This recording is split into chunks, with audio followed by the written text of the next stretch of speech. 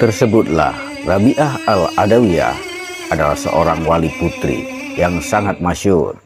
Beliau terkenal akan giatnya dalam menjalankan ibadah sepanjang hari. Beliau juga merupakan ahli mahabbah atau cinta kepada Allah Subhanahu wa Ta'ala, di mana cintanya melebihi dari apapun yang ada di dunia ini dan isinya. Semenjak kecil, Sayyidah Rabi'ah sudah terdidik dengan sangat baik. Beliau tekun dalam beribadah dan melakukan tirakat. Saat dirinya masih kecil, beliau sudah ditinggalkan oleh kedua orang tuanya dan juga sudah lama telah berpisah dengan sanak saudaranya, sehingga beliau hidup sendirian. Pada suatu hari, ketika hendak pergi keluar rumah, beliau ditangkap oleh segerombolan perampok, kemudian dijual dan dibeli oleh seorang pedagang yang tidak berkeperimanusiaan. Beliau dijadikan budak dan dipaksa bekerja dengan pekerjaan yang berat yang tidak lazim dilakukan oleh wanita pada umumnya.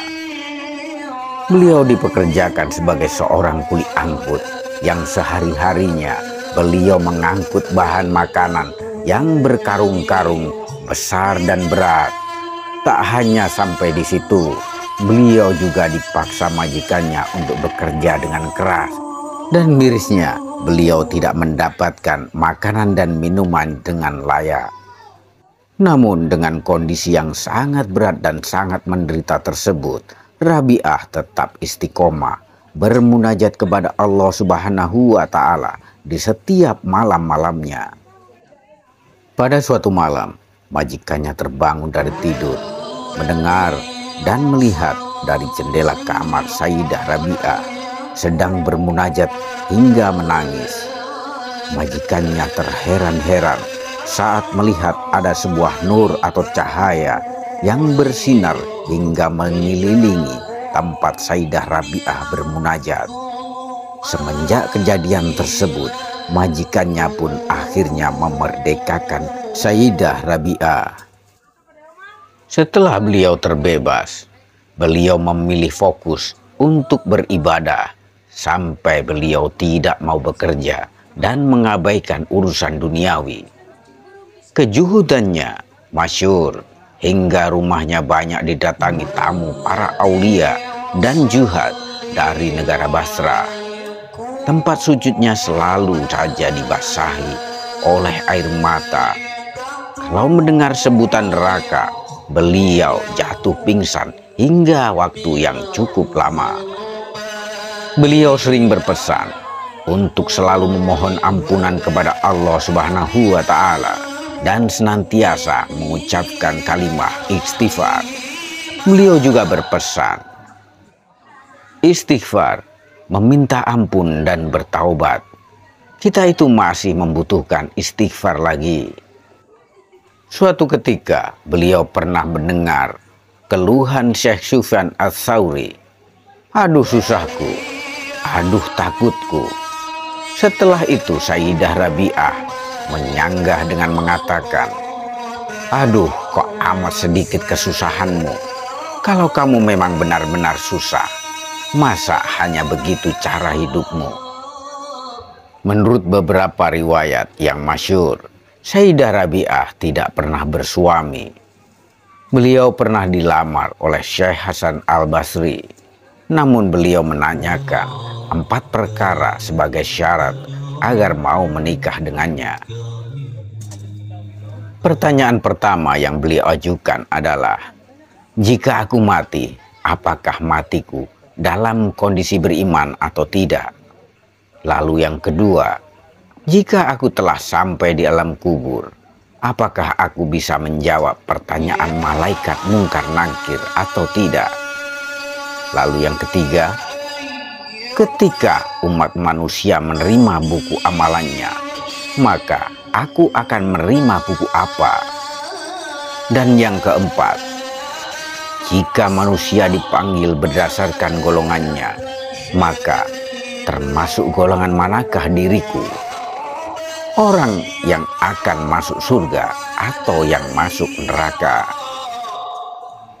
Mendengar pertanyaan yang diajukan, Syekh Hasan Al-Basri memberikan jawaban, semua itu adalah perkara gaib dan hanya Allah Subhanahu wa Ta'ala yang tahu jawabannya. Setelah itu Rabi'ah menimpali, barang siapa mengkhawatirkan 4 perkara ini, masa ia masih sempat memikirkan masalah jodoh? Diceritakan pernah pula beliau didatangi oleh seorang pemuda yang berkata, "Aku sangat mencintaimu, aku ingin menikahimu." Kemudian beliau menjawab sembari bertanya kembali, "Benarkah kamu mencintaiku? Apa alasanmu?" "Karena akhlak dan kecantikanmu aku bisa mencintaimu," jawab pemuda itu dengan tatapan yang dalam. Kemudian beliau menimpali, "Kalau begitu, aku memiliki adik perempuan di rumah ini. Dia juga lebih solihah dariku, juga lebih cantik dariku, dan lebih muda. Sepertinya cocok untukmu. Itu dia di belakangmu." Kemudian Sayyidah Rabi'ah menunjuk ke arah belakang pemuda tersebut. Pemuda itu pun percaya dan menoleh ke arah belakang. "Itu dia di sana. Cepat pergi. Jika seorang itu tulus mencintai, maka niscaya ia tak akan pernah berpaling kepada siapapun," lanjut Sayyidah Rabi'ah dengan menunjukkan ke arah belakang. Pemuda itu menjawab, "Tidak, Rabi'ah, aku benar-benar mencintaimu." Ucapannya meyakinkan Sayyidah Rabi'ah dengan mengetupkan kedua telapak tangannya. Setelah itu, Sayyidah Rabi'ah pun pergi meninggalkan pemuda tersebut. Sayyidah Rabi'ah juga dikenal memiliki banyak karomah. Beliau dulu pernah mempunyai tanaman yang diserang belalang. Beliau lalu berdoa kepada Allah, "Ya Allah, lantaran ini Engkau menanggung rezekiku. Akan tetapi terserah apakah Engkau akan memberi makan kepada musuhmu atau kepada kekasihmu."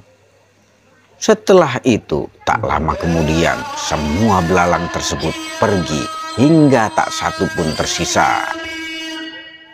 Dan diriwayatkan, suatu ketika beliau sedang sholat tahajud.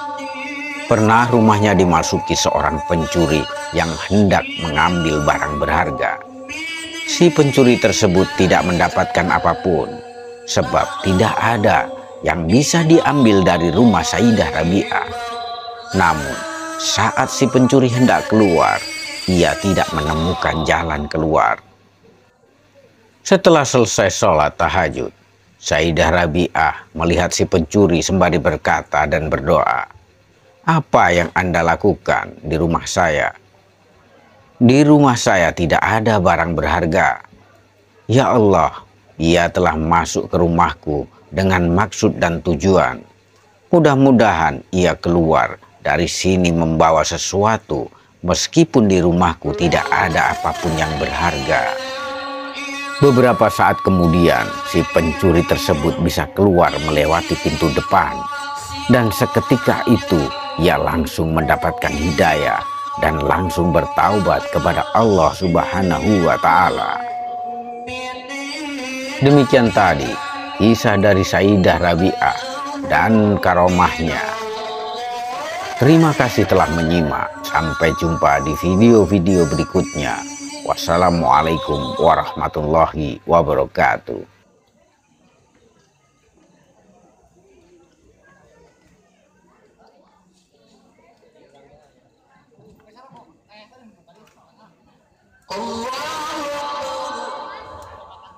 Bismillahirrahmanirrahim.